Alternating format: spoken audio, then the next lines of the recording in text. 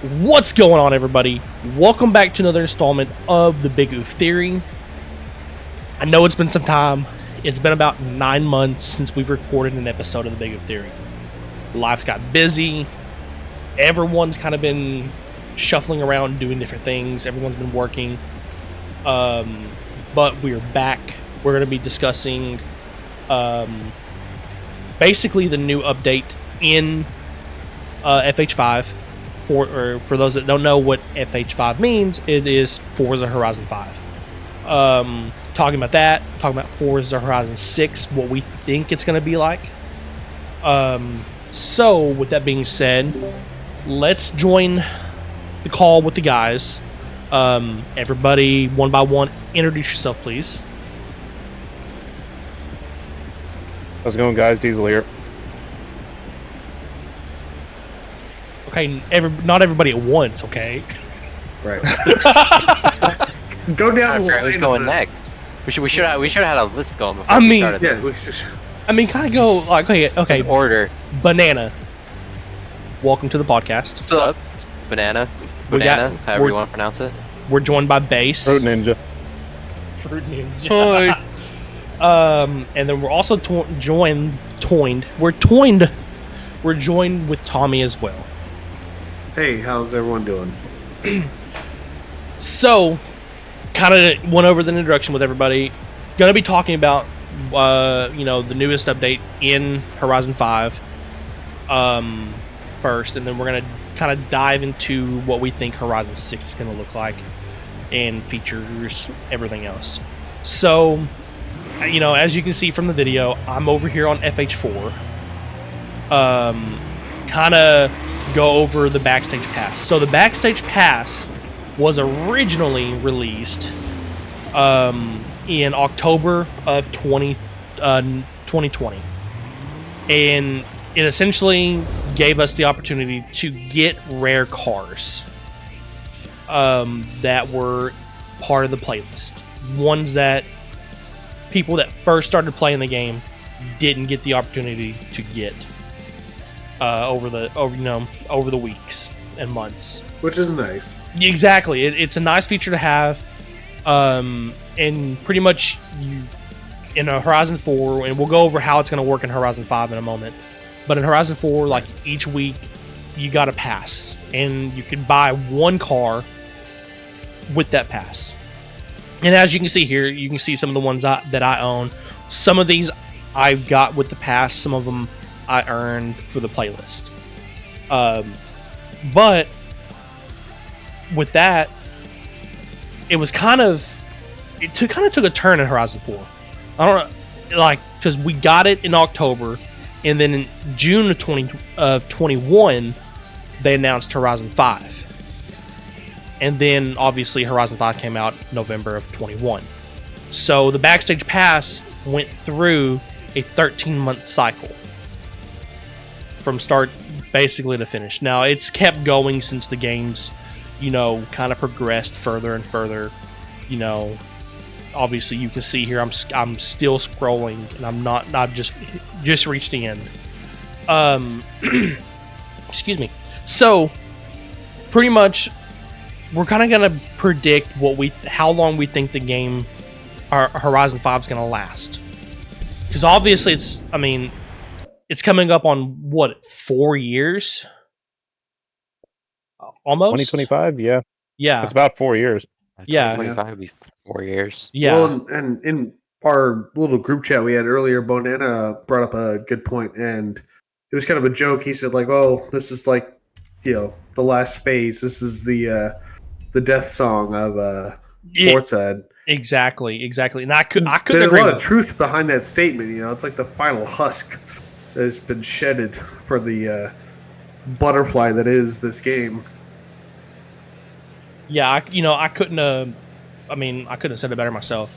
Like, it truly is. So it's like when they announced Backstage Pass, and it kind of got leaked months ago in some screenshots, but more recently it was kind of released, kind of rumored or leaked, I should say, in this this current month's playlist. So what is this one like? Series what? Like I think I've lost track. I think everyone has lost track. Series, hold on, I can tell you. Like I want to say like in the 30s. I'm assuming since we actually had a playlist from the start. Well, these playlists are like what monthly? Oh yes, so Series 38, duh, because obviously Series 39 is next month. Ignore the forgetful brain frame. Jeez, what is wrong with my English? Will you sort yourself out, Christ? I thought you said you were ready to record. You know, don't judge me, okay? English is hard. English is very hard. Okay? It's my first language. I have worked all day. Hard, all right? I've worked all day, talking to customers. I have been to people today, so. Sorry, my first language is Pig Latin. Yeah. Anyways, so we're in Series 38 right now, and it got leaked, which they kind of quickly patched, but it was showing in the car collection page, which is what I'm clicking on right now. For instance, on this rare car that I don't have, when you clicked on it, it would show, this car can be obtained, as a reward through the seasonal events, Forzathon, pretty much Forzathon playlist, or the Forzathon shop and Backstage Pass. Right. But now it's obviously not there. So we already kind of know. Right. Yeah. So they removed it. They're like, oh, we need to get, we made a boo-boo. Like, we weren't ready to announce it yet. Very curious that Backstage Pass showed up, and a lot of people were like, yeah, and a lot of people, kind of seem like they're getting more excited because, the game is, now it's on an end cycle, going towards the end. The Backstage Pass is the swan song. Exactly. And we know it's going to end. By the way, Diesel, if you want to send that invite over. Yeah. But it's, we know the end of Horizon 5 is coming. We just got to figure out if it's going to be 13 months, because, we've also got other games coming out next year. One big game that we're hoping to receive, which we talked about in the previous episodes of the Big Oof Theory, was I put that out there 9 months ago. We've all been busy. They're aware of that, but Grand Theft Auto 6 is hopefully, it got delayed from last time we talked. Which we never did an update on that, which we kind of need to, but we'll save that for another episode. But it got moved from, what was it, like early, like spring, or around spring, to like late next year is what they're looking at. Which, I mean, like, so in my mind, like a jump from spring to fall or later in the year is not a huge thing, because it's like back to the old school, like you're just aiming for purchasability. Exactly. So a lot of people later in the year are going to be buying this game not just for themselves but for family members and friends as gifts, because later in the year we have a lot of holidays that come up, Right, so exactly. It's so smart to launch a major game later in the year. We might not like it as gamers, but it is smart to do that. Yeah. Especially one that's been hyped up for, 10 years now? Yes. Yeah. Pretty much 10 years, which that game has probably been in development for, let's just be real, since GTA 5 came out.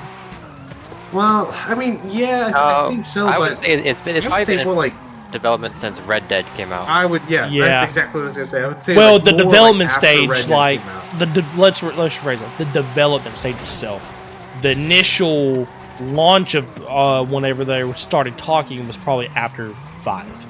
on okay, Yeah, what's the next game going to look like type thing. But I would anyways, agree with that. Like so, like they launch 5, and then they have like their concept meetings about like, oh, we got to make another game. Let's have it Right. set in this whatever. But we're But, yeah. kind of getting off track of what our primary discussion was going to be about Horizon 5 and 6. So going back to that, what are your guys' thoughts on how much longer 5 is going to be 5? And we're getting announcements of 6 and the game itself. I'm going to make a bold prediction here. E3 next year.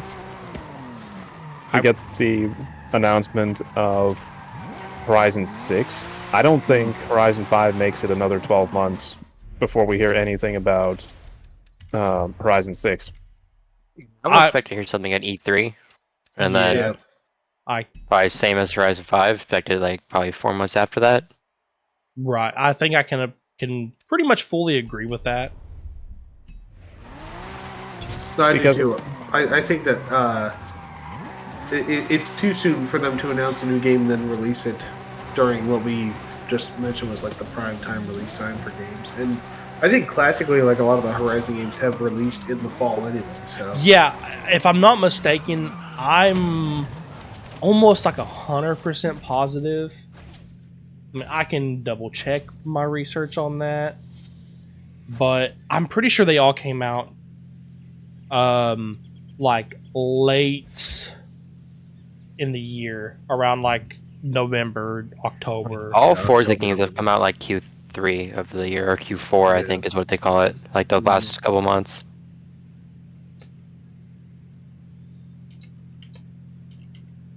Let's see. Since I'm sitting at the computer, may as well just search it real quick. So October 23rd of 2012, we received the first Horizon game. And I personally remember that game from like when I don't want to show my age. So when I was younger, when it came out, when I was younger, because I remember getting that game, wanting that game, buying it, and loving every moment of that. 2012. It came out in 2012. Yeah, I know. I don't want to mention my age either, but I was really excited when that game came out too. Yeah, and I remember playing that game like religiously. I understand why I didn't play that game. Well, out of all of us, you are younger than most of us. By the way, we're not going to disclose age in this at all. You can speculate, but and then Horizon. I don't disclose age either. But yeah. I have found out that I am the oldest. Well, no. Remember, we discovered that Diesel was the oldest. Okay, come on. Remember, he's got like 50,000 kids. He's got 50,000 kids. Yeah. Yes, and yes, Diesel. Hey, get off my lawn.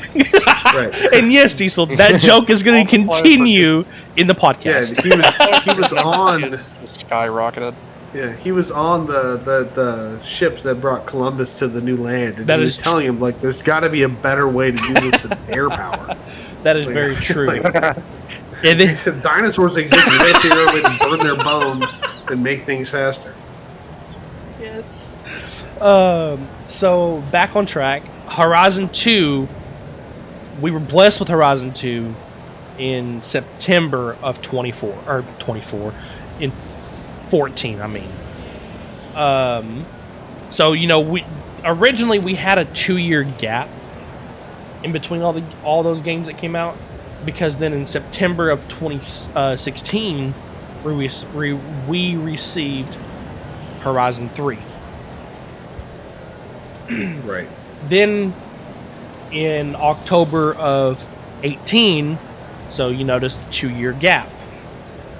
But here's where it gets tricky, because from October of 18 till November of 21, we were pretty much left in the standstill. We didn't get a game. And I feel like part of it was delayed because of the global pandemic that we went through. But I think they're kind of going back. Everyone knows what pandemic we're talking about. You know, it happened in 2020, which Backstreet Boys reunion tour, which is when we should have received the game of Horizon 5, but with it being postponed, and honestly, yeah, it's not Horizon 5 is not the most perfect game that they've made, but I think with everything that they added into Horizon 5 from the start, minus a few glitches that it had, it wasn't really too bad of a game. I mean, I don't know. It just seemed like, at start it was not great at the start, but it kind of progressed and has gotten better. I think so too, and I think kind of just speak briefly on the gap you talked about during the pandemic and them not releasing the game. I think that might also have to do with the fact that, I mean, so these game companies, for better or worse, they're for-profit companies, right? They're genuinely trying to make money, and during the pandemic, it was such a hectic time, and a lot of people were out of work. Some people weren't. Supplies were limited. Prices on everything just skyrocketed because of supply issues. So I like, in my heart of hearts, to think that and they might not have done this, but that the game company said, you know what, look, we want to release things, we want to make money, but we're not going to release a game in a pandemic to profit off of this when people are more worried about buying toilet paper or food, and all that stuff. So maybe they wait a little bit, but I don't know, who knows. Yeah, and there's many theories we can keep going over on it, but kind of the gist of it is it's 2023 right now. So we received the game in 2024. So you're correct. I'm sorry. It is 24, guys. It is October of 24. Yeah. My brain's kind of fried from work. Long week. You don't want to hear about it. Anyways. So it's 2024. Almost been... It's about 3 full years since we received the game. What do we have coming? Is, I guess, the big question. Well, I think the first question that's going to come to a lot of people's mind, the first speculation aspect for the new game is going to be location. Yeah, location. We've had a game. The first game was in Colorado. The second game was in Europe. It didn't specifically say, but it was definitely south of France. Yeah, it was around Nice. Nice, that area. Monaco. You could do the Monaco Grand Prix from F1 in that game. Kinda. I mean, it wasn't like a 1-on-1 scale or whatever. The 3, you were in Australia.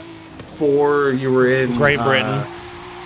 Great Britain and Scotland, the island of the UK, if you will. And 5, you're in Mexico.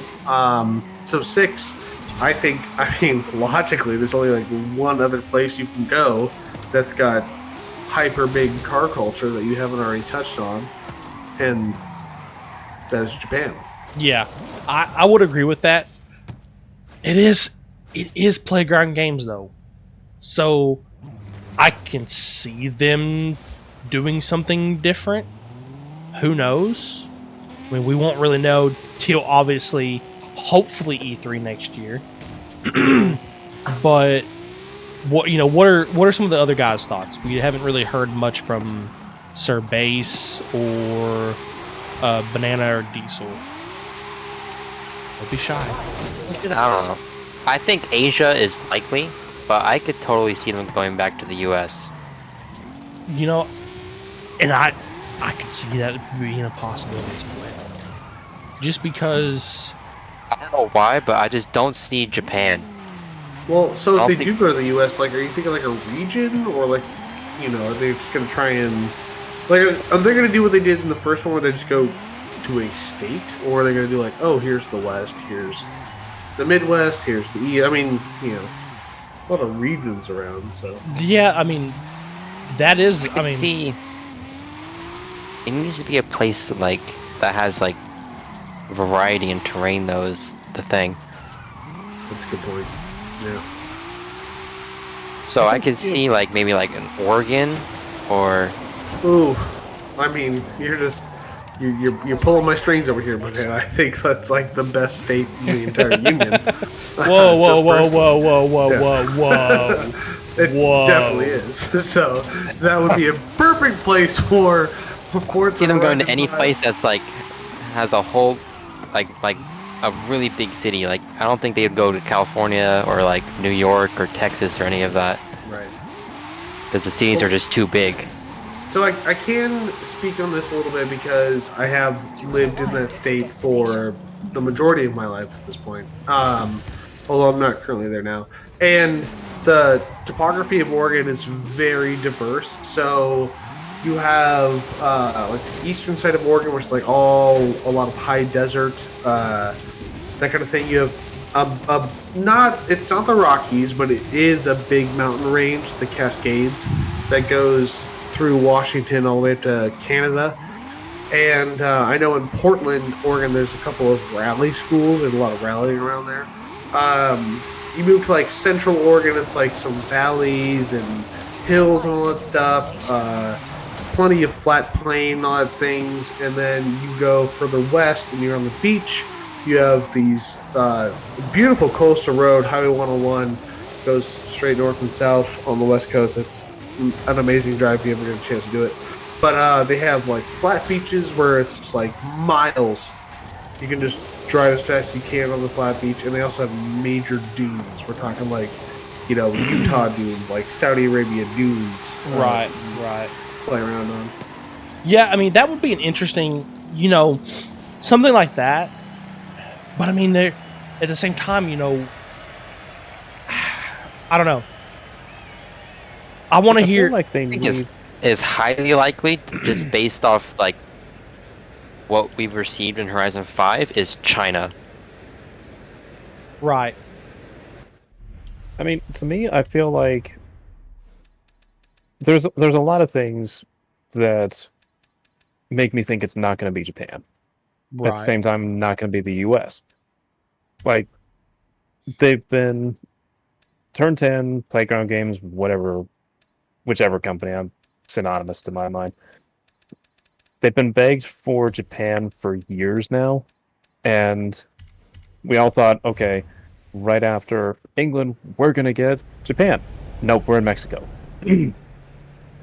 And right. They really and truly expanded on the open world aspect of 5 over 4.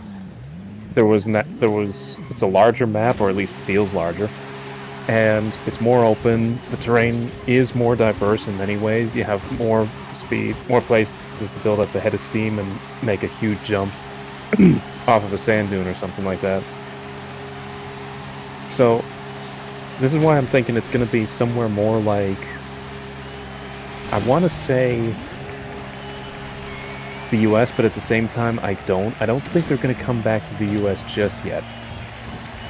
Because it's like, I remember seeing somewhere, and anybody correct me if I'm wrong, I remember seeing somewhere one of the developers said the time that Horizon comes back to the US is the time the series, like the Horizon series, is going to come to its conclusion. Yeah, and that's, I was going to say this, kind of going on that same line, is it would be nice to see something US, but I don't know. Maybe, they could have just been saying that too, just to say that.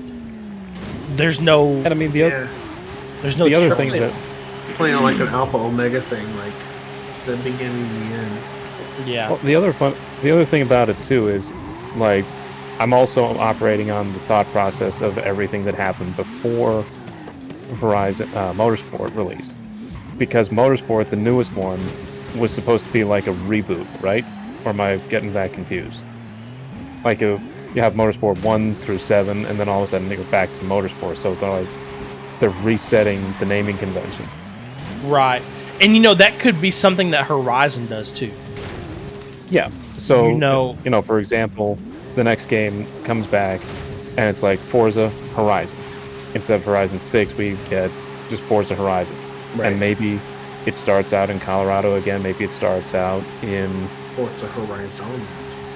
maybe it starts out in like the central part of the country. Right. But at the same time, I think like my wild card pick, and this is going to be kind of funny, would be Canada. I mean, there's a lot of merit there. Because it's like you've got forests, you've got beaches. I mean, this is the other thing too. To my mind, we kind of went from one extreme to the other. Like in Horizon 4, we had all the seasonals changing, like the seasons would change every week. So you had, snow, rain, winter, snow, rain, heat, all that. But in Canada, you've still got the open world aspect as large as they've gotten us used to with Horizon Mexico. Because let's face it, you pop out of any one of the buildings here, and you've just got this vast map Right. that you can just point and drive wherever you want.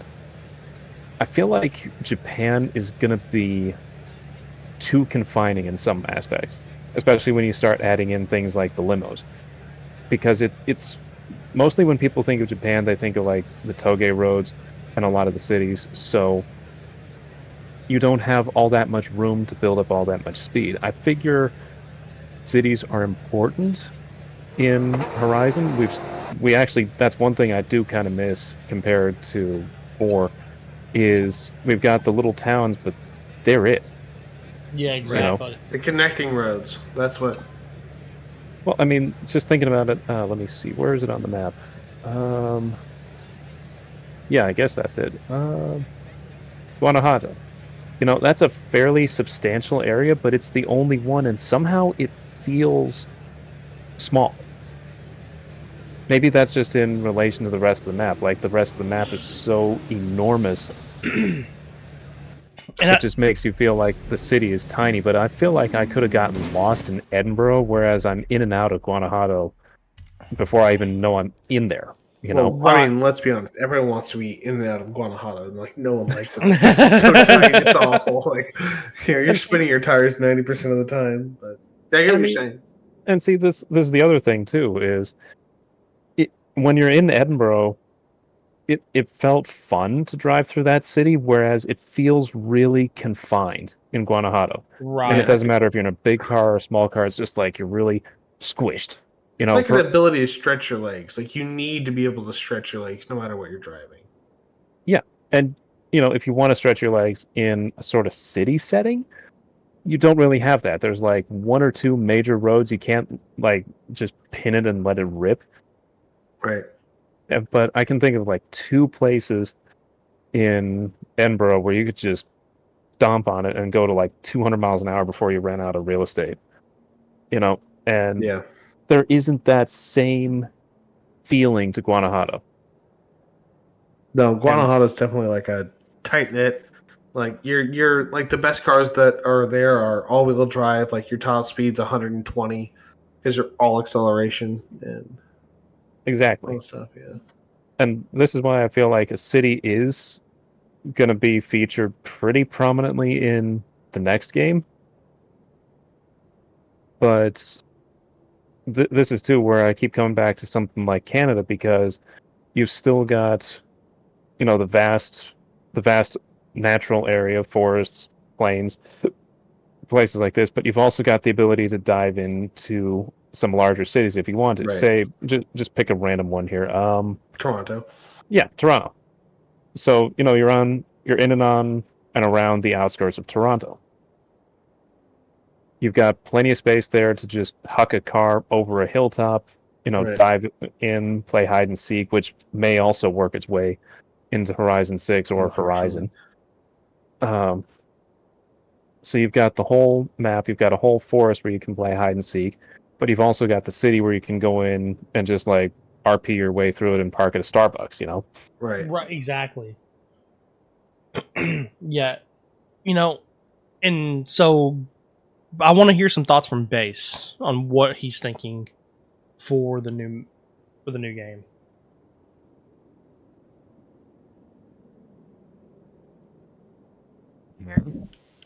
Base? Well,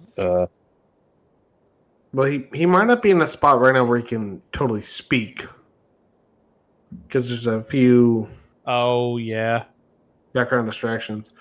Well, So, I mean, we can totally just, like, bring him in whenever yeah, he's ready. So something else. So size of the map, not only location but size. Obviously, we've gone from I mean, we've got a huge map right now. It's like I think one and a half times bigger than Horizon 4. Right. And it, going back to Horizon 1, that map felt so big to begin with. And then we got 2, and then 3, and 4, now 5. And it now going back to Horizon 1, it just seems like that map is so small. But we've got more powerful consoles now. That's true. So I wouldn't consider it more the map. It's just the fact that in Horizon, like the first couple Horizons, you couldn't really go off the road.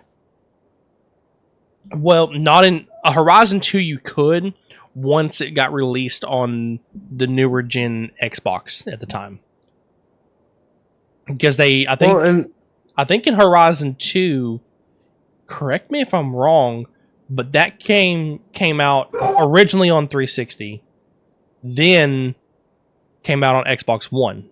And then the Xbox One edition is the one you could actually drive off-road. You couldn't fully drive off-road everywhere, but it opened up more of the map. No, I think that, I mean, maybe you're onto something, but, I mean, I played 1 and 2 on my 360. I think I even played 3 on my 360. And Was 3 on the 360? I don't Pretty know. sure it did get released on the 360. I might have been on the Xbox One after that. But I do remember doing a fair amount of off-road racing on 1. I mean, like, I say fair amount, but I mean, it's not like on the level it is now. There's definitely, like, limited, quote-unquote, off-road places you can go. But Okay. I fully remember in 2, just, like, majorly cutting corners. So no. Going across the terrain. So no, Horizon or FH3 was only on Xbox One. Yeah, so I played FH3 on Xbox One. Yeah, that's where the switchover came. And then Horizon 2 was on Xbox and Xbox, or 360 and Xbox One. And the Xbox One edition actually opened up more of the terrain. Because I actually remember going back. It's been a few years ago, but I remember going back to Horizon 2 and exploring more of the map. Actually, no, it was actually after I got my Xbox One, I got the game on there, and yeah. And it was crazy the difference between just those two games. It was the same size map and everything, but it opened up more of the terrain where you could, instead of like the hard, cement fences or like invisible walls. Invisible walls, you didn't have that. But, I'm going to predict the size of the map is going to be relatively the same size as what the crew in Solar Crown's map size is. Where it's massive, like pretty much, I think Motorfest is like the entire island, one of the islands of Hawaii. And their expansion, which we'll talk about more later, they've added in more to that expansion, or expanding the main island that they're used. I'd love to see a map the size of the Crew 2's map, but that's probably not going to happen. You never know. You really never know, because like I said, the map was massive. The way all these, consoles and PCs have been, came a long way since 2000, 12, it's just grown. So I could see a map 3 times as big as the one we've got now, possibly, or even half the size bigger than what we've got right now, which is already a decent sized map.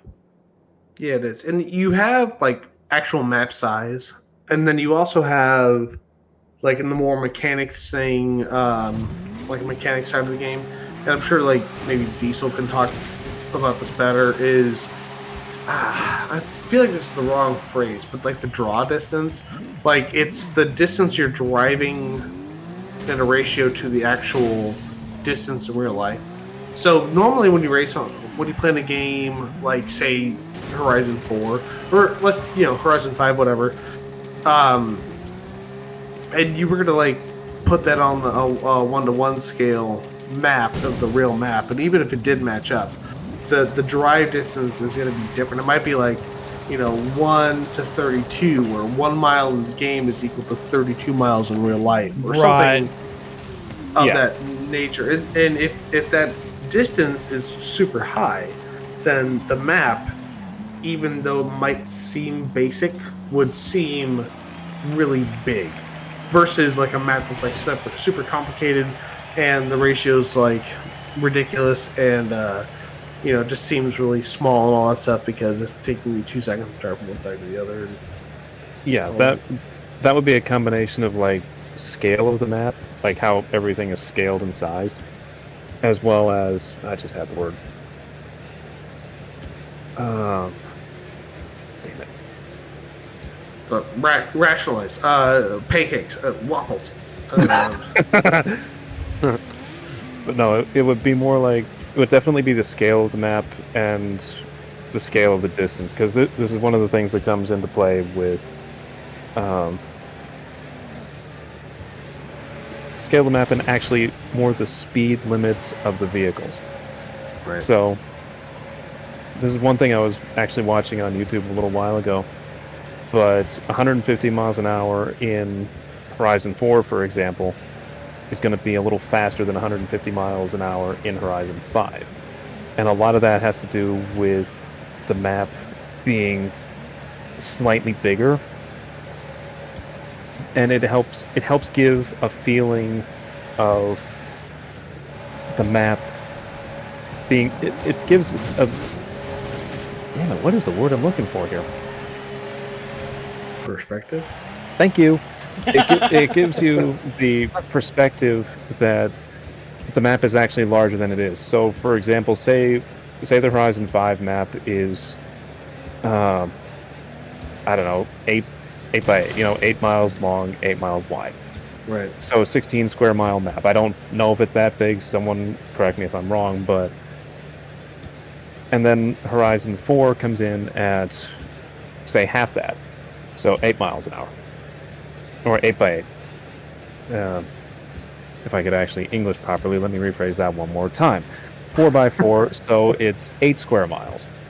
And this is where the speed scale that I was talking about earlier comes in. So 150 miles an hour will be slower in 4 than it will be in 5. I know I reversed that from what I said originally, but work with me here.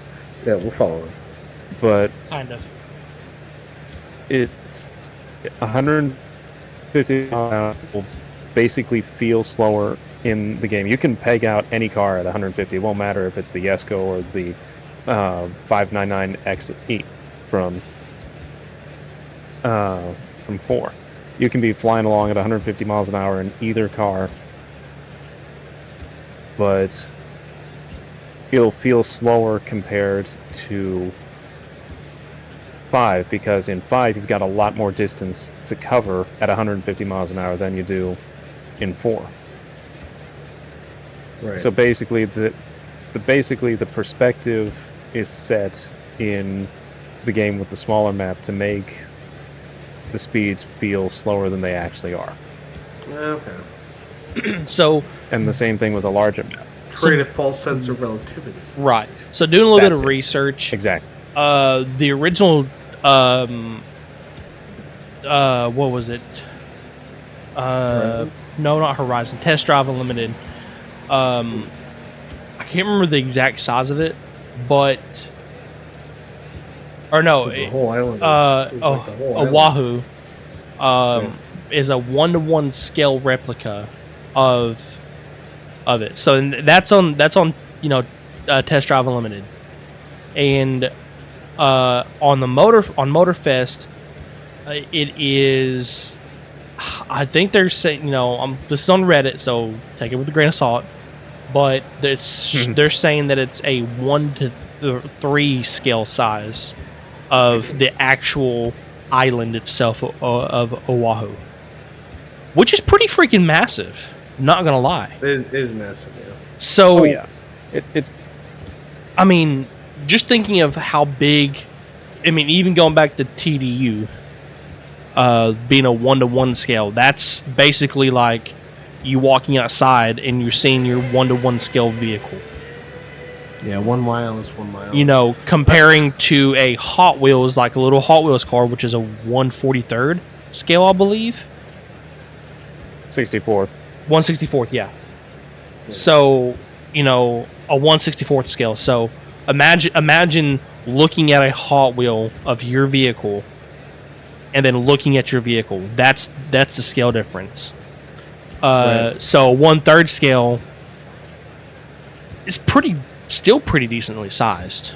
Oh, it's still pretty big, yeah, for sure. It's and I feel like a lot of that has to do with like how you're make the vehicles too, like how fast they're going to be. Right. Vehicles like to that point. Right, and then another thing was saying estimated time of the doing an entire tour of the Horizon 5 map takes around 8 to 10 minutes.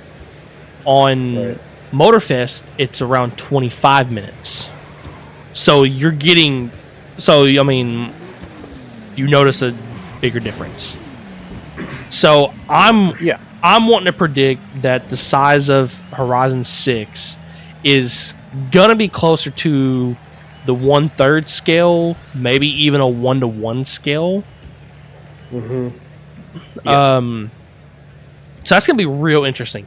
And I've not played Motorfest. I've not played Solar Crown. So I'm not. I've only seen video play, and as much as I want to sit there and watch it, but I mean, I'm in the same boat. But I'm wanting to say the size. If we do get Japan, which would be amazing, I could see it being close to a 1-to-1 scale size of Japan. Japan does have a fair amount of diversity too. It does. It does. Also. Talk about island hopping. But there besides Japan and that we haven't got yet, we've still got Africa. We've still got. I mean, I didn't even think about Abu Africa. Dhabi. Yeah. Cape Town would be a good spot for a Horizon map. that northern section of Cape Town would be pretty cool. But that northeastern section of like Africa up towards like Saudi Arabia, Egypt, Saudi Arabia, Turkey, that little section right there would be pretty cool. Africa, but in the Middle East. Kind of like in between Africa and the Middle East. That would be pretty cool. Well, so that kind of ties into like my personal prediction, going into this podcast, I was going to be a champion for Japan. I just thought like Japan was like the best thing ever, but talking to you guys and hearing things, it kind of clicked something in my brain. This is a total wild card prediction, so please take it how you will. But I think it was Diesel talked earlier about like rebranding and calling the next game just Horizon or whatever. What if they called it Horizons, apostrophe S, and you had multiple areas of the globe you could truck to, smaller maps on a total, but so you're talking like what was it? Midnight Club 3 Double Dish, or like Midnight Club? Yeah, exactly. Like edition. they had Detroit, Atlanta, and Southern Los Angeles. I know because I played Dub Edition. And then they added Tokyo as well. They added Tokyo as an expansion pack. I remember driving to Best Buy to buy the disc copy of that expansion pack back in the day. Yeah. On my original. I still have Dub Edition on my original Xbox. I still have that game on my original Xbox. I remember that really got me in the car games. That game, and I feel like Diesel's trying to hit me in the game. Anyways, but yeah, that game, what was it, LA Rush? That was another game. Like, LA Rush was like on the OG Xbox. I mean, years ago. That was the first game. That was like the first game that really got me into racing games. I mean, amongst a few, amongst like motorsport, because we didn't have Horizon back then. And then also Midnight Club, LA.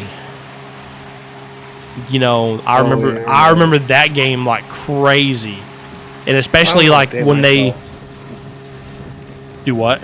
But I don't want to say myself. But if we're talking like first games that got me into racing games, it's F-Zero at the NES. I mean, granted, got my competitive before, and this is gonna date myself dramatically, but before playing like Xbox, I had a Sega Genesis and a Nintendo 64 and an original Nintendo.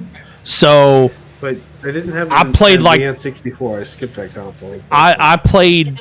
There wasn't really. I mean, other than like Mario Kart on 64, there wasn't really a lot of racing games on it. But on Sega, there was some racing games, and I remember playing racing games on there when I was a wee lad. So yeah, but really like the more simulated style racing or like kind of like free roam, it was, I wouldn't even really consider it racing, but GTA and Motorsport, like the original Motorsports games.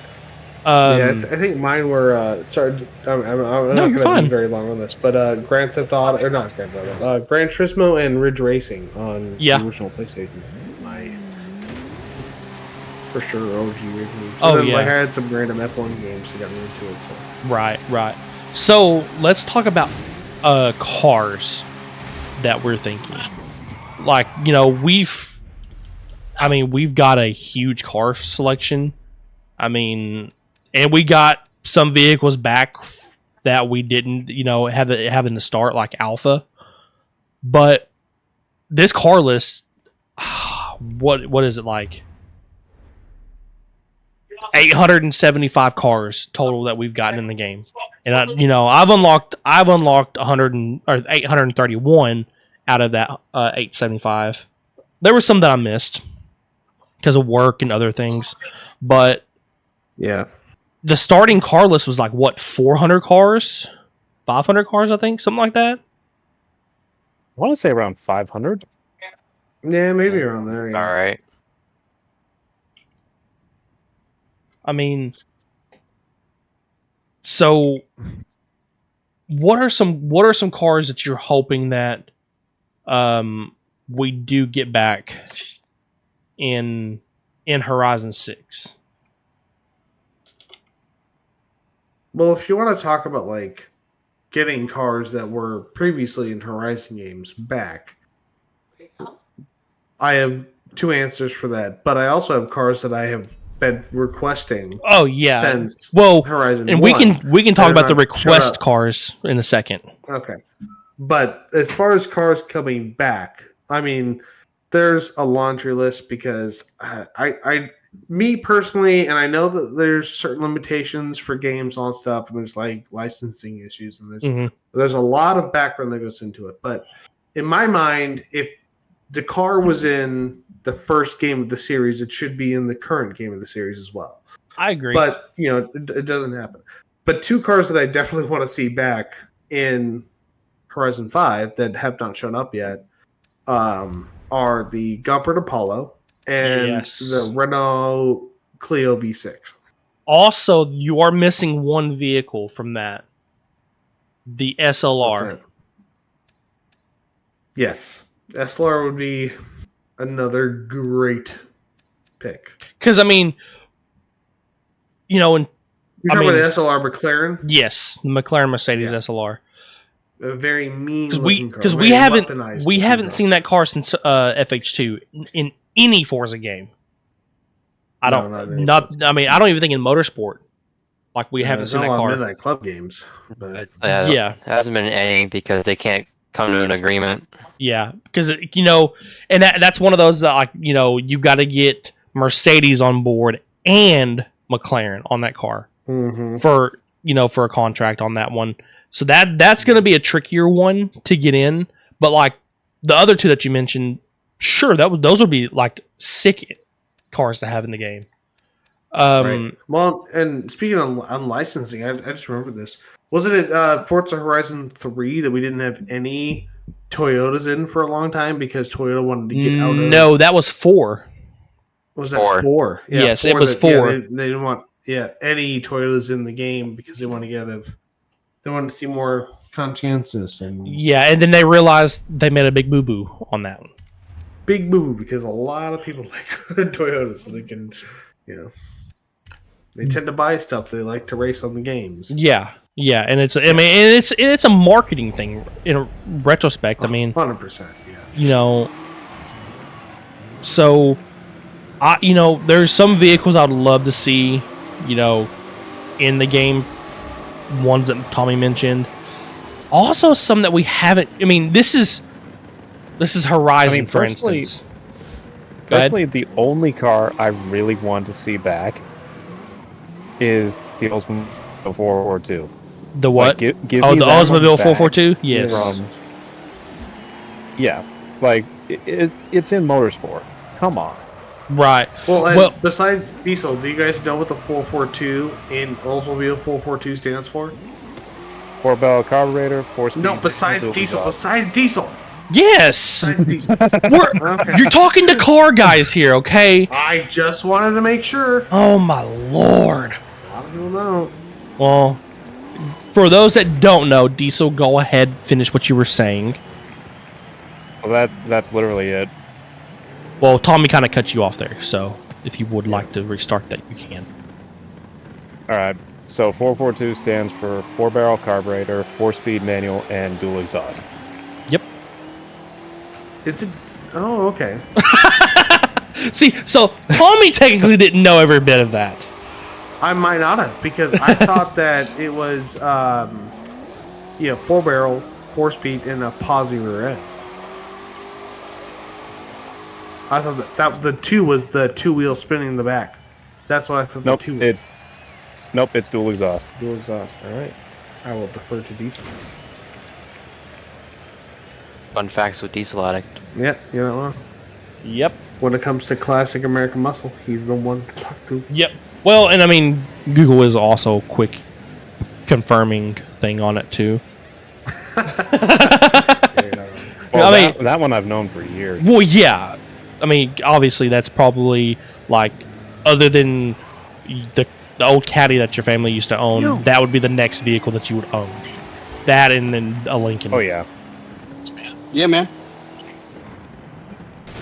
I got like 3 of them. I had like 3 of them in here, so I was like, yeah.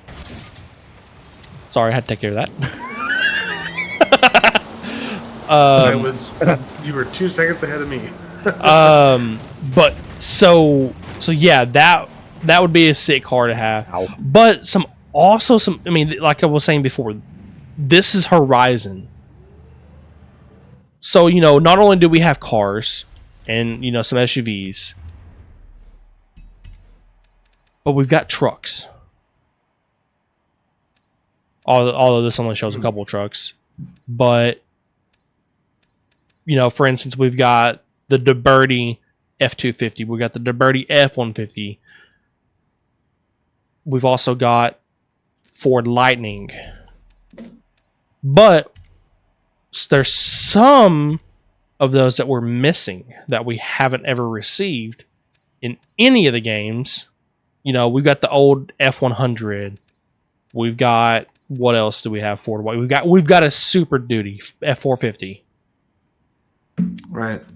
But something that we've never really received the SS Silverado, the SRT 10 SRT-10. Yeah, the SRT 10, Ram. The TRX. So I mean, what the only Ram vehicles I think we have in the game concept that was in 4. That was 3 or 4. And I missed that truck. That was a lot of fun. Is the TRX? No, not the TRX. The Rebel? Is that in the current game? Only Ram. The only Dodge Ram truck we have is the Power Wagon. Yeah, which I'm looking at. Really? Now we do have some Chevy pickups, but there again, we've got 3. We've got the K10, we've got the Colorado ZR2, and we got the Trail Boss. And the S10. Don't even talk to me if you don't have the S10. Well, we've got that. Don't even talk. We've got an S10, quote unquote. Well, you have an S10 body, but it's not an S10. It's badged to GMC, and it's one of the best vehicles ever created in the 80s. Now that one, yes, that one, but like and even with some of the vehicles we've gotten in the game, for instance, the Silverado Trail Boss, they gave us the LT version. They didn't even give us the most expensive one. They gave us the LT, and budget, and it they gave us a 2020 version, and I think we got that that truck in 22, 23. Right. What about the GMC AT4? What about the ZR, or not ZR1, but the Z71? ZR1 or ZR whatever Silverado pickup truck that they had. That's the same thing as the AT4. What about that truck? That truck's more built more for off-roading than the Trail Boss. So there are some vehicles that it would be really cool. I mean, we've also I always forget that these are in the game. But we've got the 4Runner, the Tundra, and the Tacoma as well. I forgot about those. I don't know why. Right. So we've got. If you want. We've got some decent vehicles in this game, but it would be cool to see some that we haven't gotten in the game, and for the devs to quit snaking us on vehicles and actually give us what we want, type thing.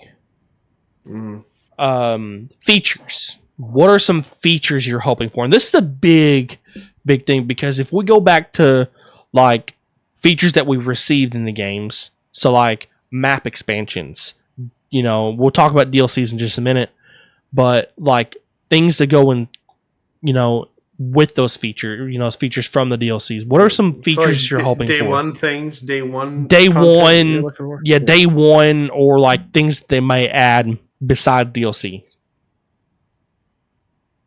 I think diesel engines with hood stacks. There you go. And that's the why main one that they and that is why he is deswatted. Is Event Lab.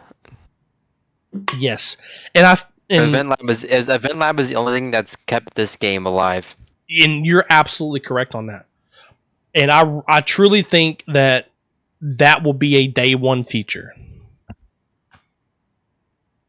I think that.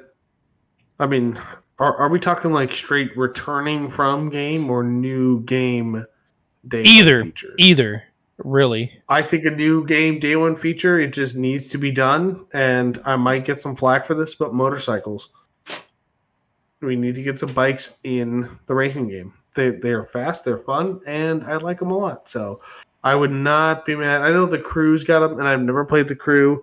But I mean, shit, if they can do it, why can't Forza can't? Right. I mean, yeah. I mean, those. I'm not sure about motorcycle, because that would require an entire rework of the physics system. Yeah, it would still be dope, though. I mean, we've got. It would be dope. And how much is the physics or rework gonna mess up? I mean, to be fair, Horizon's already got kind of an arcadey physics. I mean, but the current physics system doesn't even adding an extra 2 wheels. Imagine what it did if you took away 2. Maybe it'd be better. But I mean, also think about this. Horizon 5 wasn't. I'm pretty sure it wasn't just released. Yeah, it wasn't just released on Series X. It was released on previous gen. Mm-hmm. So with this is, I guarantee the new Horizon 6 or Horizons or whatever it's going to be called is going to be only and solely on Series X's and Series S and PC. Right. Yeah. So the amount of physics that they can, I mean, they could do what they did on Motorsport, quote unquote, and completely redo the engine that runs the game. That's why I said quote unquote, because do we really know if they really did that or not? Anyways, that's a different topic. I have my doubts, but that's another story. Yeah.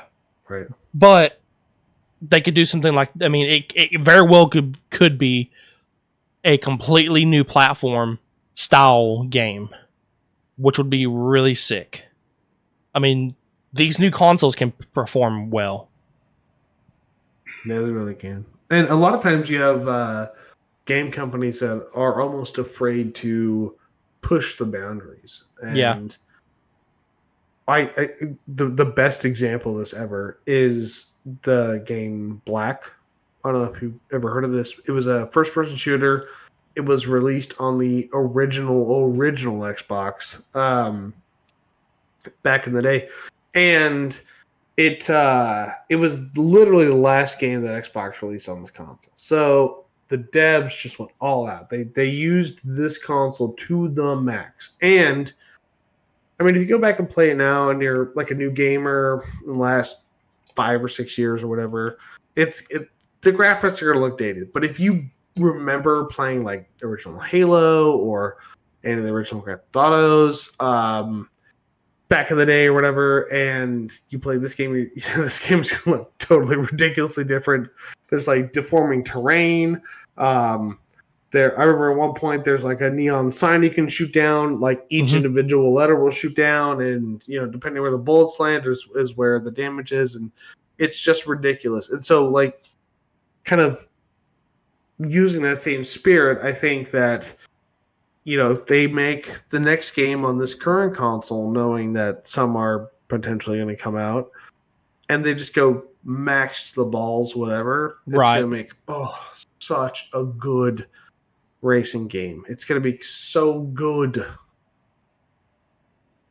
Yeah, we don't. No one knows the limits of these consoles. I mean, I'm sure some people do, but the layman's me included. I don't know about the rest of you guys in the chat, but I don't know what these consoles are capable of. I don't make games, so who knows what they can pump out. Yeah, exactly. I agree. So how do we think Horizon 6 is going to feel? Do we think it's still going to feel arcadey, or do we think it's going to get, I don't know. What are your thoughts? Well, so I feel I can't. I'm sorry. I keep answering all your questions immediately, but that's okay. We know you like to talk. I feel like I feel like it should feel like the rest of the Horizon games, where it doesn't feel. It feels an appropriate level of arcadey, but does not totally dip into the deep end that is simulation games, because it shouldn't. It's designed to be a fun game. So. Exactly. I think it's going to feel pretty much the same as Horizon 5. Because Horizon 5 feels just like a little bit different than Horizon 4 did. Right. I mean, I feel like it's going to be on its face. Like, coming from 4 to 5, the physics and the feeling, like the handling of the game, didn't really feel all that different to me. So I imagine 6 or Horizon, whichever they decide to go with. We'll just call it FH6 for now. Yeah, FH6. I feel like FH6 is going to be pretty much the same. Somewhere splitting the difference between 4 and 5. I just want I hope they go back to the physics that 4 had, so that I could actually drift properly. Well, and that's something else. Like feature wise, do we think they're going to bring over Drift Adventure, and do we want? I would think so. And so with that, do we? I want how Drift Adventure was in 6 or 4. Instead of I think they should bring back the entirety of the way online like races and stuff worked from Horizon 4. Make it load faster. I agree. I think it was the online system in Horizon 4 was just better. Yeah. Let's maybe break down how that works for people that might not be educated. So, well, how long did you get in Drift Adventure? I don't remember. You got about 6 minutes. 6 per minutes. Yeah, 6 minutes instead of what? Like, was it 3? 3 Yeah. to 4. Yeah, that's better. For Horizon, like just online racing, it wasn't. You could actually. First of all, there was ranked, which this game, at least Horizon 5, desperately needs. Desperately. Right. Yeah. Or at this point, Horizon 6, because Yeah. let's be honest, if we've gotten the backstage pass, we're not going to see ranked added to Horizon 5. would love to see ranked because it forces the people that actually grind this game to play something where they're not just going to be destroying the the player base. It keeps the challenge alive. And it also lets the guys who drift big cars go and beat up on the noobs in the Diesel. non-ranked. That was my favorite thing to do in 4, and I will happily own that. Is like every time I would go into ranked, I would run into a bunch of the top dogs drifting, which, not hating on them, but I couldn't really get above 5th place depending on how many were in the lobby. Right. And if I did non-ranks most of the time, like I was just absolutely owning everybody in that session. Right. Like some of these guys, I just absolutely demolished them, like 700,000 to 150,000. I think one poor guy only got 10K, and I put up 800,000 points once. Which, I mean, to me, it's like give the try-hard people or the highly skilled people the ranks so that they can have fun with that, and give the guys who just have, maybe a couple hours of time to spare the standard non-ranked level. But at least give us the option. Don't force us all into like the same collective group. Right. And actually, speaking of that too, bring back the differences, all-wheel drive and rear-wheel drive. Yeah, the distinct all-wheel drive. I was going to ask In about that. S1, S2, did we have a B class or was it just A class? I want to say we did, but it was super rare. Oh, like yeah. you have better chances. I think it was only A. I think it was A, S1, and S2. I want to say for Drift Adventure. Give us S2 drifting back, because I hope they bring more classes to racing. Kind of like in motorsport. Like I want to see like D class, C class racing and offline. D class racing. If you have not done it, is some of the funnest racing, honestly, because the cars. I mean, they're not going that fast, but you were literally driving this car on the edge of its existence. And take away S2 class rally racing because we don't need it. Yeah, there are some classes in some cars that are just so stupidly uncontrollable. So here's something like, would you guys like to see almost like a system where if it's like a meta blocking system where if you found one car is like the best car for this race, rally, on-road, whatever, it just becomes less available or almost unavailable in those races, just to kind of like break up what the meta would be? Or do you think, the meta is part of the game, we should just let that fly? I mean, that's a tough one, because that's kind of like, to draw a comparison here, that's kind of like someone saying, I don't want to play with mods and I don't want you to play with mods. Like comparing SnowRunner here, not like actually cheating or hacking or modding. Right. Forza. Right. But that's like someone saying, I don't want to play with this really overpowered mod, because it makes it makes the game too easy. And I mean, the same thing can be said for meta cars. Does it suck to race against them? Absolutely. Do I want to race against them? Absolutely not. But at the same time, it's like, it's part of the game, Right. Now, the I think only... it's fully dependent on how good the car is. Dependent on how good the car is and how good the driver is. Like, if you give Banana a meta car, he's gone.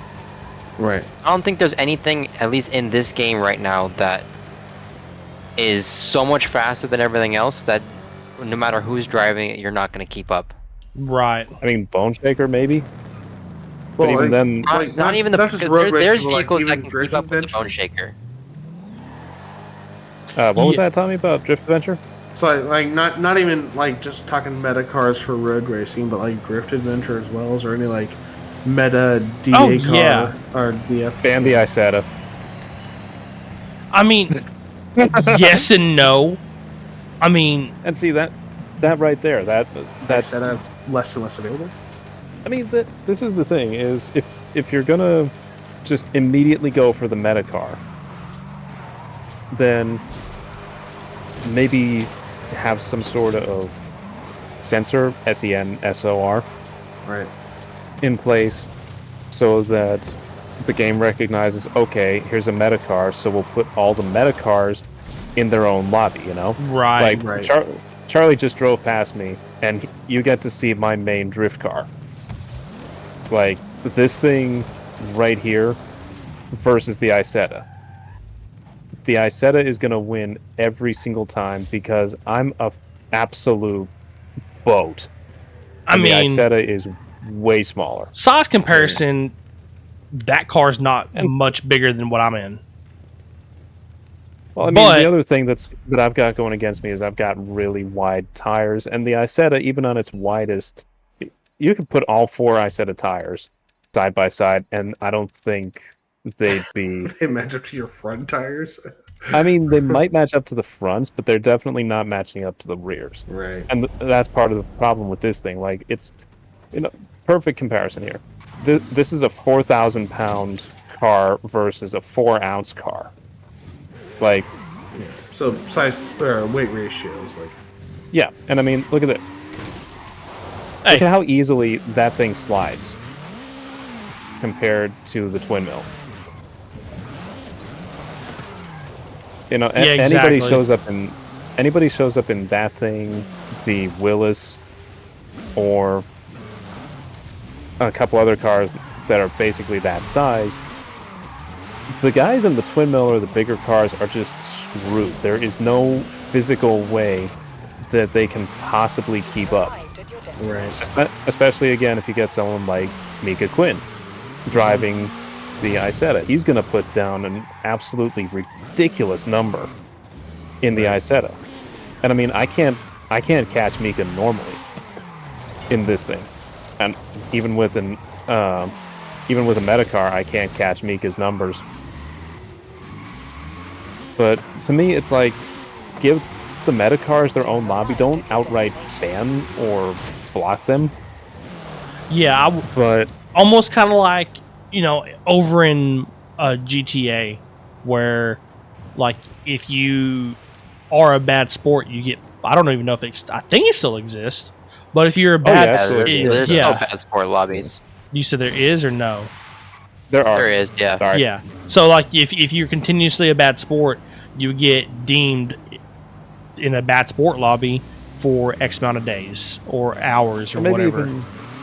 Or maybe even just like, since that implies that there's like something wrong with driving the Isetta, which there isn't.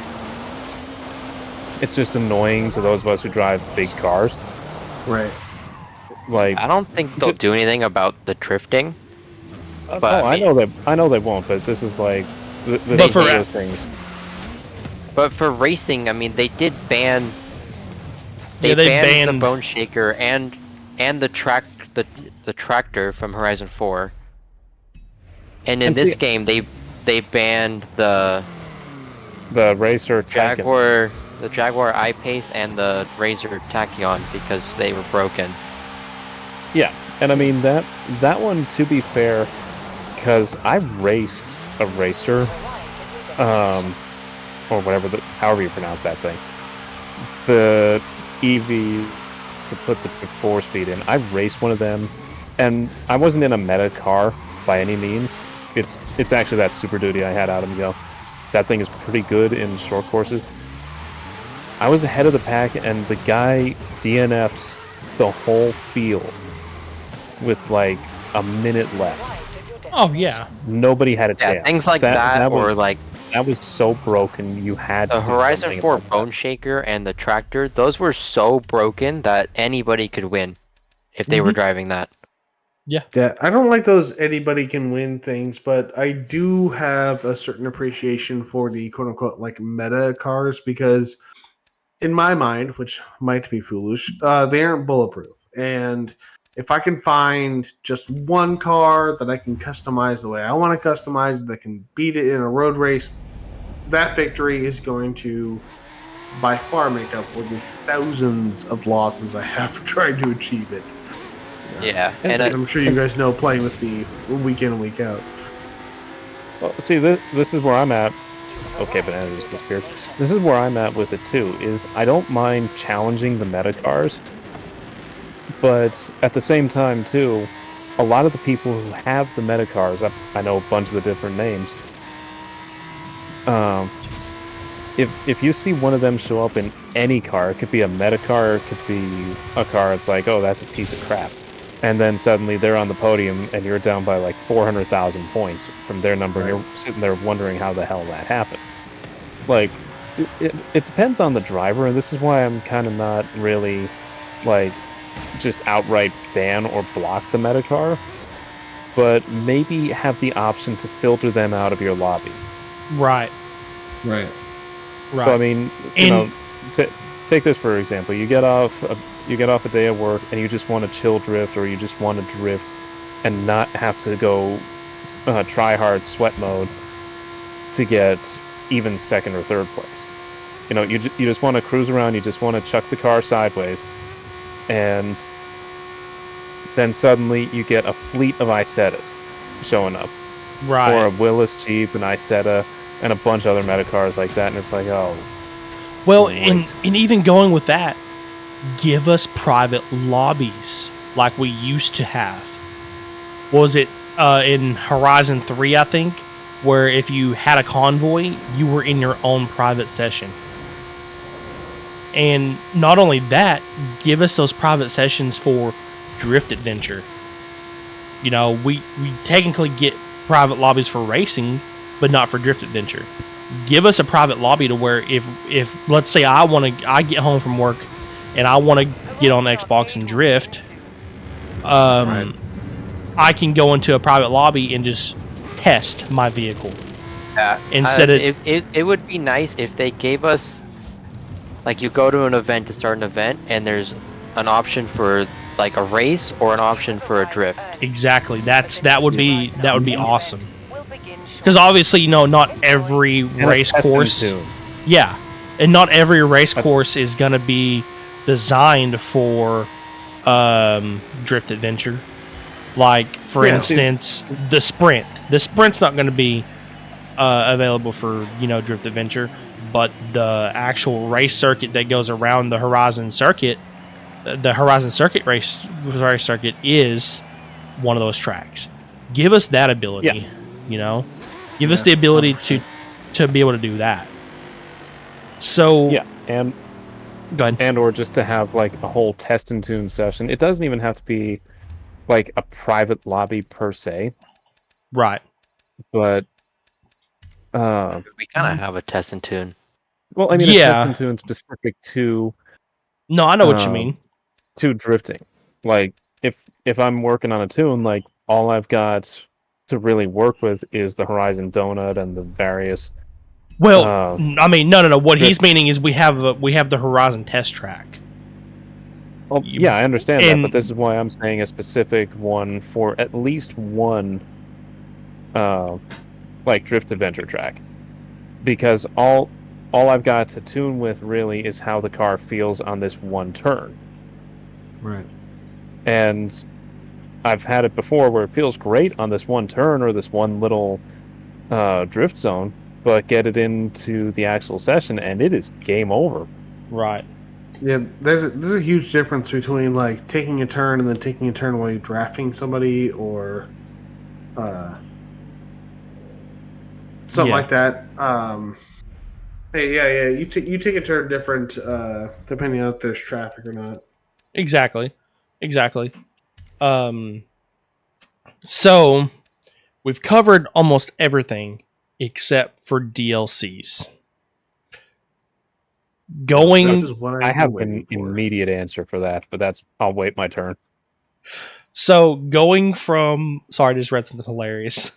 Going from Horizon, the original Horizon game, we had, obviously we had all the main maps. But if you notice there was a trend, and if you played from the very beginning and bought the DLC on all the games, you notice there was a trend. Except for, was it 5? That trend kind of got flip-flopped, but it was still there. They, the first, I think, 2 games, Horizon and Horizon 2, they technically only released quote-unquote 1 DLC. The first one was the Rally expansion, and then in the second game was Storm Island. And then they released like I think a kind of a spin-off of Horizon 2 for Fast and Furious. And then in 3 we got our first 2 map DLCs. But if you notice that there was a trend with all the DLCs that, the actual map versions, not the sponsored or like, not like Hot Wheels or something similar to that. We received in those DLCs whatever kind of features were available in those DLCs came in the next game. So, for instance, Storm Island, if you notice on the original map, we didn't have any weather. In Storm Island, we got weather. We got, different weather. So, like in Horizon 3, we had rain, rainy areas and stuff like that. Rainstorms that come through, but it wasn't nothing bad. Horizon 3, we got Blizzard. Was it Blizzard Island or Blizzard Mountain? Blizzard Mountain, yeah. I think that's what it was called. Yeah, Blizzard Mountain, which implemented snow and ice and stuff like that, which we got in Horizon 4. Right. And then we also got seasons. And then with Horizon 4, we got Fortune Island, which it was kind of a mirror of Storm Island, but with more enhanced storms, which if you noticed in Horizon 5... To the really long drift zone. Do what now? And it said, and the really long drift zone. Yeah, we also got the drift zone too. Treasure chests, yeah. But the main feature was storms. And so in Horizon 5, if you've noticed different seasons that we've gotten, like we have the wet season and stuff like that. And if you're over towards, I'll kind of show you this part of the map during the stormy season, you'll experience like real heavy storms and like heavy winds and stuff like that. And then during the dry season, which is what we're in now, I think it's spring. So during spring, or the hot season, over towards the desert part of the map, you'll see sandstorms. Which honestly, I forgot they existed until towards the beginning of this video. But so you get that. Well, in the Rally expansion that we've got with Horizon 5, it was terrain. They're focusing on the terrain, how it it changes when you drive over it. So, Right. for instance, I'm going to come over here to the desert on the main map, and Event types. yeah, and then the different event types, which I thought we kind of had that in other games, but I could be wrong. So let me I just. think the rally expansion in Horizon 1 was kind of similar. I think it was. So, for instance, I'm in a truck and I'm driving off road, and if you notice, the terrain kind of deforms a little bit. Well, let's jump over the rally expansion. Whoop, that's not what I wanted to do. Guess I gotta do it for the actual map. So I'm gonna go over to the rally expansion, and then you'll notice that it's a little bit cleaner. The terrain and all that stuff of how you're driving on it, and just the I don't know, just the way it feels just feels so much Welcome back, a little bit different in my opinion. But then we also got like different things like Hot Wheels and Lego, which the original Hot Wheels was great. Hot Wheels 2, it was still good, but it didn't seem like you could really drive off the map like you could in 2 or 3, I mean. Right. So if you've noticed as I'm driving on the video, you see a little bit of terrain deformity or whatever you want to call it. But I don't know, it just something about it it seems like different. Like you're driving down the roads and stuff like that, and you see the change. And also, I don't know if anyone else has noticed this, but if you park your vehicle long enough, it will start getting dusty. And that's a feature that's a feature in Rally expansion that we didn't have. Like, for instance, I'll come over where we were the other day, goofing off. Let me find it. I was by this big lake somewhere. Yeah, right over here. And just sitting here parked up, the vehicles would obviously you can see my vehicle is super clean right now. Well, being here long enough, it'll just start getting dusty. And so that's a feature that they didn't have in any of the previous games. And I don't know, just the feel of this map feels way different. But talking about DLCs and something that the competitive games have done, like Solar Crown and Motorfest. Motorfest is releasing a free I think it's a free update for everybody, where not only are they going to have the island of Oahu, but of Maui as well, and it'll be a drivable thing. Well, if anybody remembers from Horizon 4 in Edinburgh, where we had that bridge on the map that you could see even being in the game, that everyone was like, please give us that bridge, give us an expansion that gets us over, across that bridge, so we can drag race across that bridge and stuff like that, because we didn't have a proper drag strip in 4. That would be something I would love to see the devs do with Horizon 4. Sorry, Horizon 6, is when they give us a DLC, give us one free DLC where they do that, which I don't see them doing a free DLC like that. But welcome back. Almost no, but it would be nice to see more of an RP way of getting. And I'm doing air quotes here. RP way of getting to the DLC. Integrating into the map somehow. Yeah, that would be. And even if you didn't, let's say you didn't buy the DLC, that part of the map is still existent, but it's like kind of like the old GTA games were, like GTA 4 and 3. If you tried to go across those boundaries, you pretty much, like in GTA, you got immediately 5 stars, and you pretty much died. Stars. Mm-hmm. But there's other games where when you cross that boundary, it returns you back to where you were. So kind of like, for instance, if you drive off all the way into the water on Horizon 5, which I'm going to show you here. Let me get facing the water. But you drive in water, it resets you back on the map.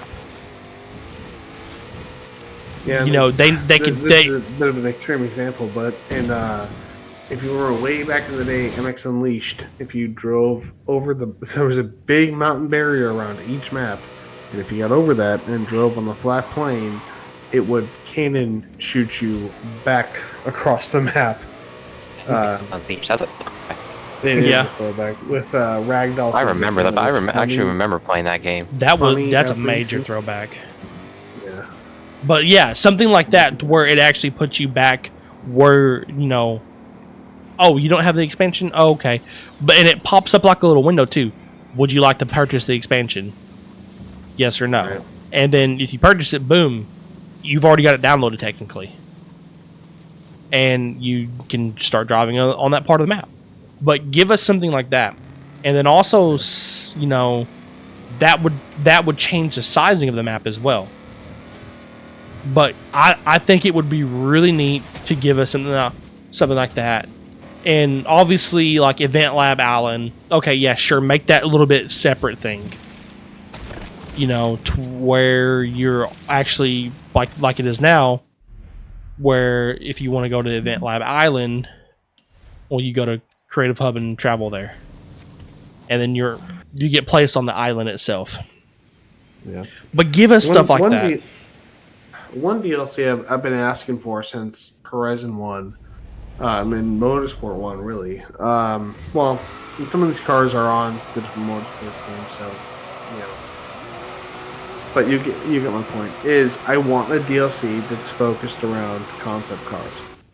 I would love to have a DLC that had all the cars like the Ford GT90, the Chrysler ME412, the what was it, the Cadillac 16 or whatever, you know, just like the older crazy concept cars. I think that would be so much fun, so ridiculous. Right. It's out of nowhere. And I mean, those are cars that were on posters as a lot of us were growing up, and they are just not in games nowadays. No. I mean, I think if you want to actually race the Ford GT90 in a game, you have to go back to like Need for Speed 1 or Test Drive 2 or something like that. I think it was like Test Drive. Because I remember that. The Test Drive games. I remember that, you know, being back in the day. But yeah, you know, give us. That's all we're asking for. You know, we're asking simple things. Sounds hard, but it's simple. Cadillac. So Cadillacs. Give me every Cadillac. I DLC, knew every Cadillac I ever knew created. that was going to be every come out of his mouth. Every single Cadillac. But yeah, so in conclusion, you know, our thoughts are we're hoping to hear some type of news. We're expecting some type of news within the next, I don't know, around June, hopefully, of a Forza, you know, Horizon game, new one. Regardless of what it's going to be called, we're hoping for it. And we're also hoping it's not the last one. Because I love the series. I love the series. I've played every series of the game. So it would be really cool to see what they're going to come up with. Yeah. My favorite part about this game is the racing, and you guys all know from playing with me online. I hate those damn checkpoints. I hate them.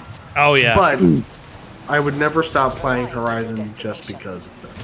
Right. Oh, they're the bane of my existence. Necessary in an open world game, unless they just added walls to every single race. You know what? I wish we could all run the honor system, but we can't. So I get it. I know they're necessary quantity, but because the online leaderboards would be a mess if there was no checkpoints. they would be like Mario Kart, levels of a mess. Oh yeah, exactly. And jumps exactly.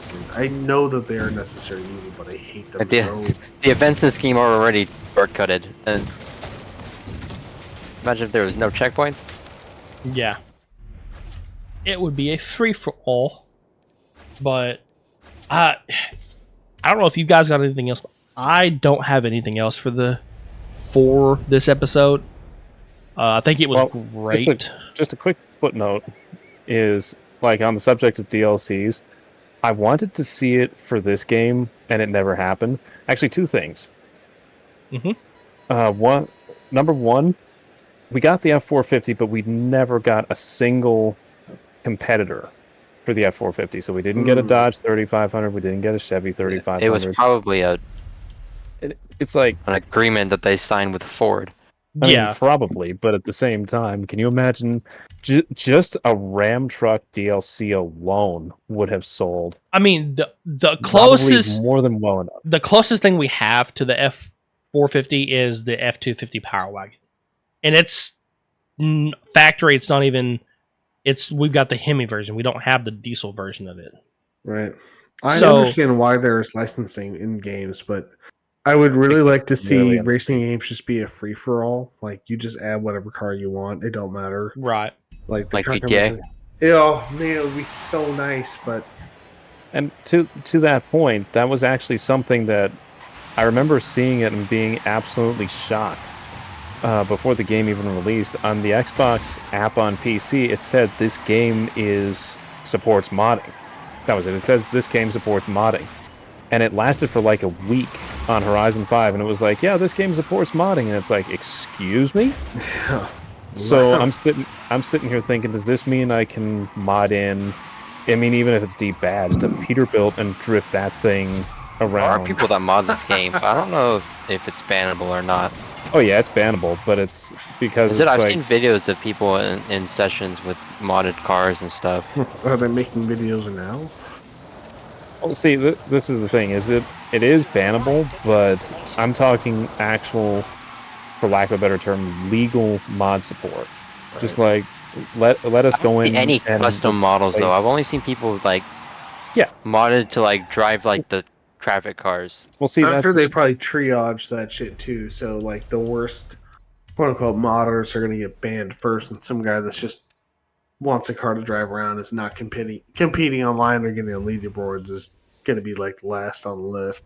Right. Yeah, and to me everything modding is like, when I hear modding, I don't think someone in, say for example, GTA using mod menus to be like God mode or have unlimited ammo and unlimited fire rate and stuff like that.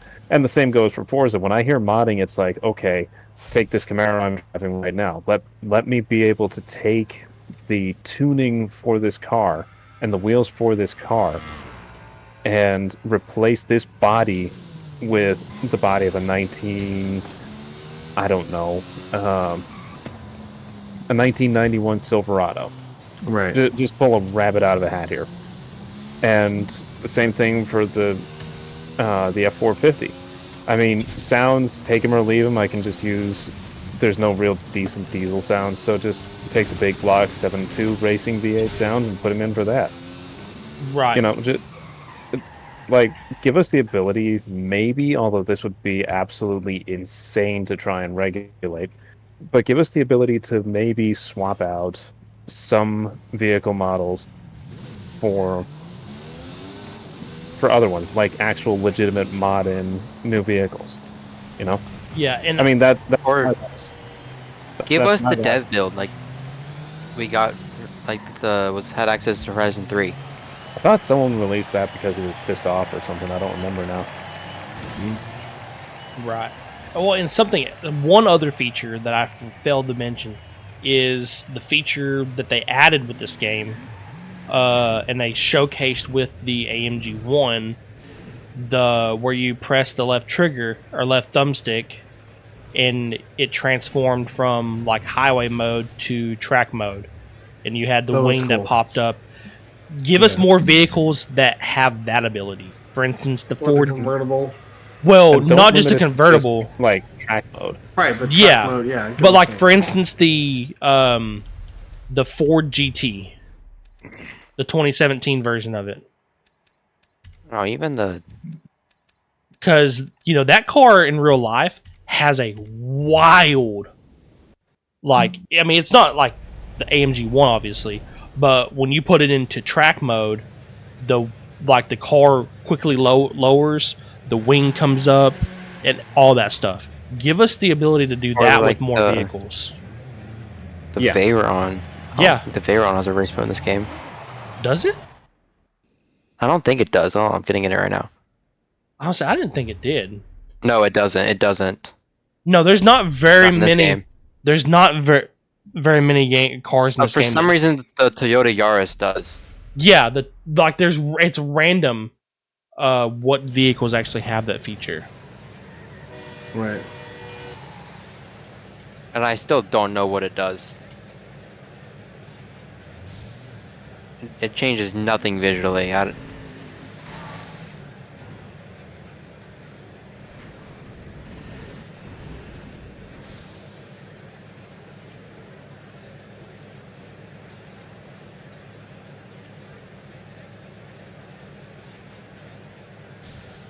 Let's see. I'm looking Right, up. so- I'm looking up a list real quick. So all convertible cars, blah blah blah.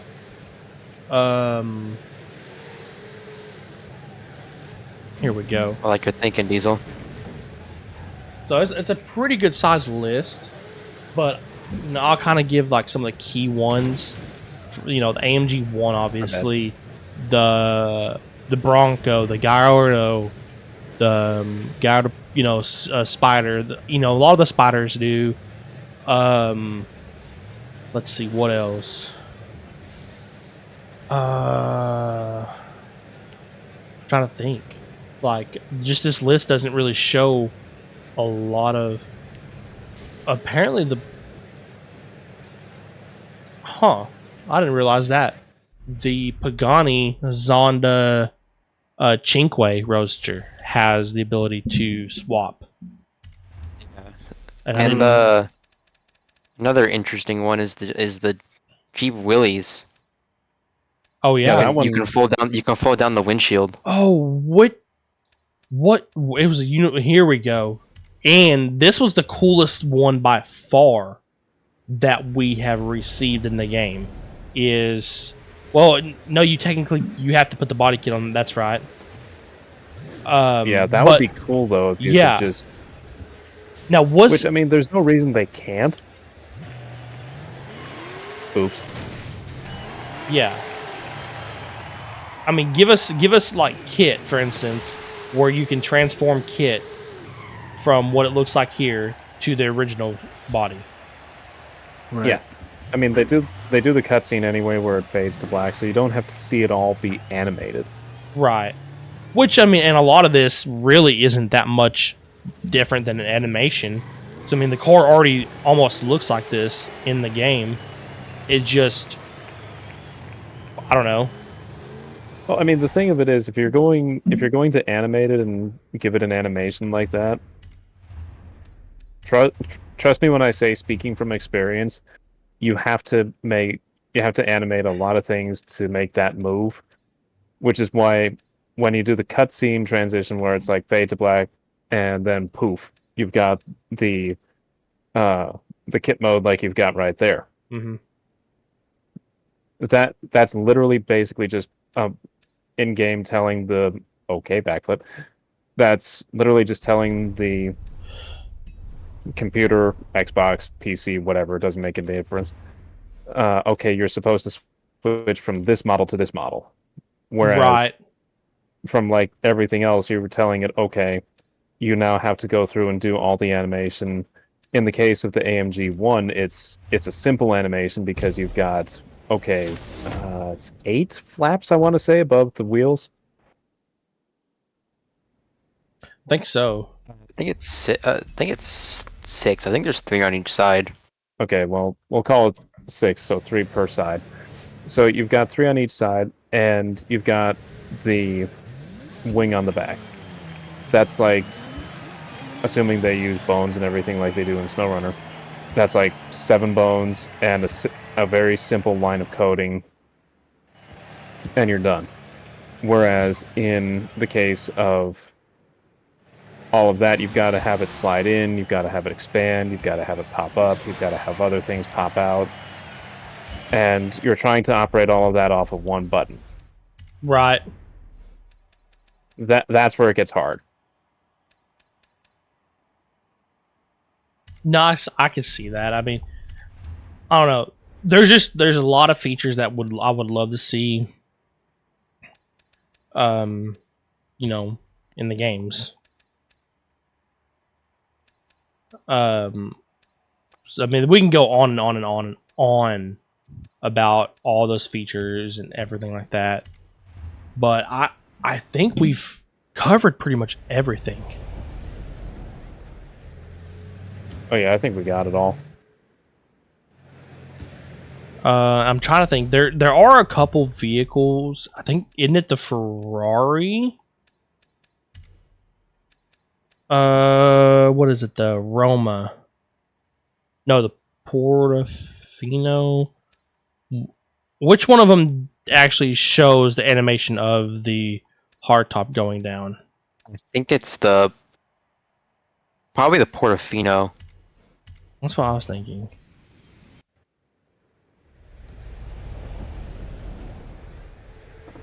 Yeah, it is. The shipping container.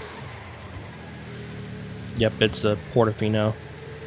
But yeah, show us this animation like this right here. Yeah. Where you can actually see it. And, I mean, obviously you can't move like that. But show us, give us something. Actually, that animation there proves my statement earlier wrong. It is possible to do the animation of everything moving in, sliding out. Yeah. I mean, because they've got it like this right here. Yeah. So it's like, if you can do it for that one with a roof, why not for Kit? But anyway, like you were saying. Yeah. Well, I think with that, everybody, I think we're gonna wrap up this podcast episode. So we've had fun. It's been great talking to you guys. We've missed you guys. But we will catch you in the next episode. 100%. See ya. Later. Later.